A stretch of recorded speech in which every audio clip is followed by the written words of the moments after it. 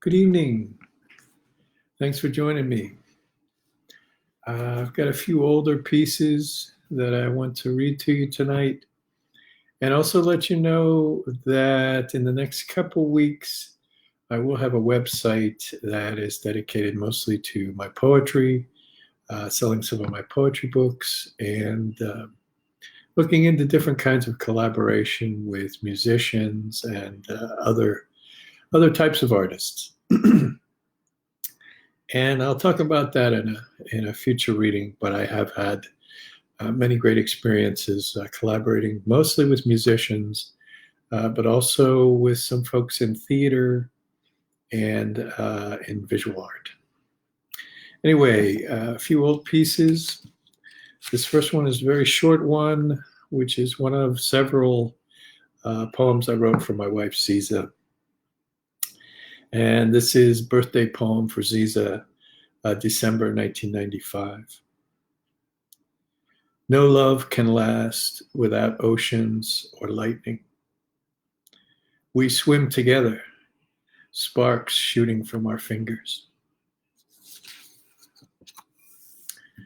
And this next one is a piece that I wrote when I was missing Puerto Rico, which is like most of the time.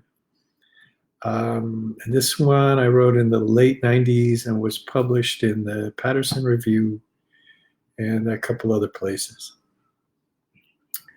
But it's called Missing You as Usual in the Wintertime.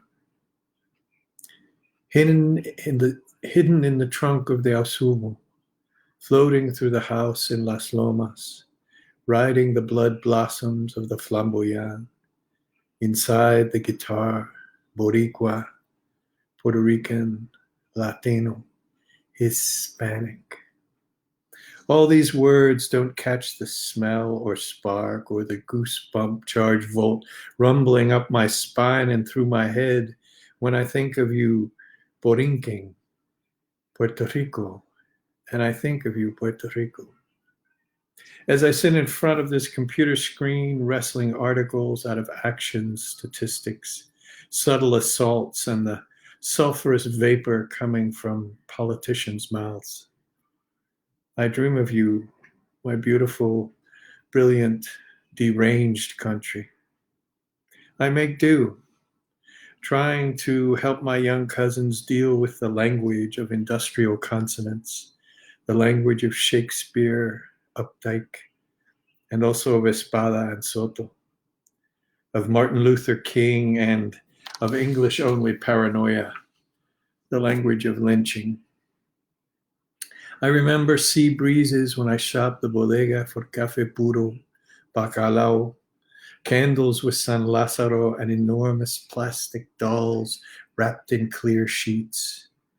Enormous Indian chief figures designed as if there were still Taínos in Puerto Rico, and the secret is there are.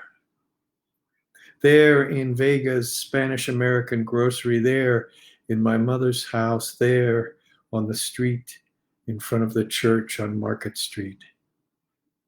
Inside the Yautía, in the air above the cinnamon-colored girls laughing in the doorway, in the roar of the engines gunning down Dairy Street, I see you, Borinquen.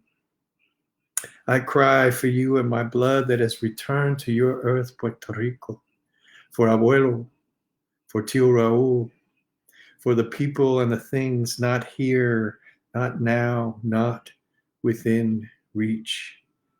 Puerto Rico, I'll be looking for you again tonight. And this last one is based on some historical research I was doing at the Center for Puerto Rican Studies at Hunter College many years ago. And this piece was published in the Massachusetts Review in the late 90s sometime. Anyway, this is called Aurelio's Vengeance, Puerto Rico, 1901. And it starts off with a proverb. La luz de la luna, cuando no mata, inflama. Very early in the morning, in the wet bushes, waiting for the coquille song to rise crescendo so he could torch the grand old house. The red mist that had followed him through the forest night had disappeared. He was alone. Mind is drifting, recalling old stories. Rufino, the shark killer, defeated sharks in furious underwater battles with just a knife and a sacred totem.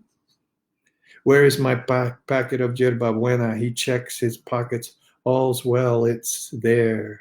He looks to the river where Hipólito killed himself.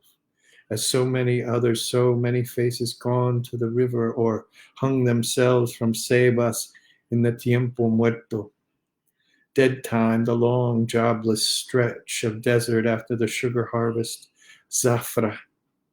Safra time to drink and dance and bet small wages on cockfights. The full moon illuminates the back of the house. He watches and thinks, I am Rufino. I am the Taínos who defeated the Spaniards, who discovered that the Spaniards were not gods. Spaniards could be drowned, and they sat with that body for 3 days just to be absolutely sure. I'm going to burn the house of this bastard patron, and the Americans won't lift a finger to come after me. They are too busy, too busy. Some are trying to help. Others are behaving worse than the Spaniards. What is this word they use? Nigger. He freezes. Noise of footsteps across pebbles. It's okay. It's Gabriel stumbling home, singing and farting loud enough to wake anyone in the house. There is no motion from the house.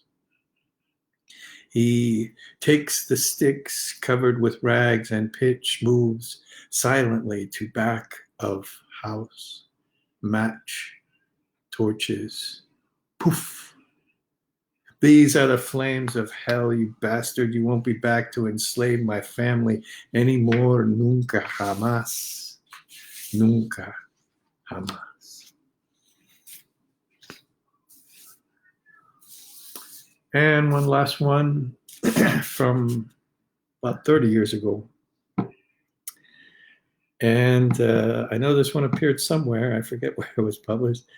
I think it was published in the early 90s. Anyway, this is called El Yunque Rainforest, Puerto Rico. Everything is alive in El Yunque. The air is wet from erotic kisses. A million bird songs, insects, translucent tree frogs, and the fluttering racket of bats that were everybody's home for a while. Ancient trees breathing mist, fat from the sun, the steam coming off the swamp. People disappear in El Yunque on a regular basis, leaving cameras, swords, shreds of clothing, cries of despair, arrows with rock tips. And it's no wonder rainforests have healthy appetites. Thanks for listening and looking, and I hope you have a great week. Cuídense.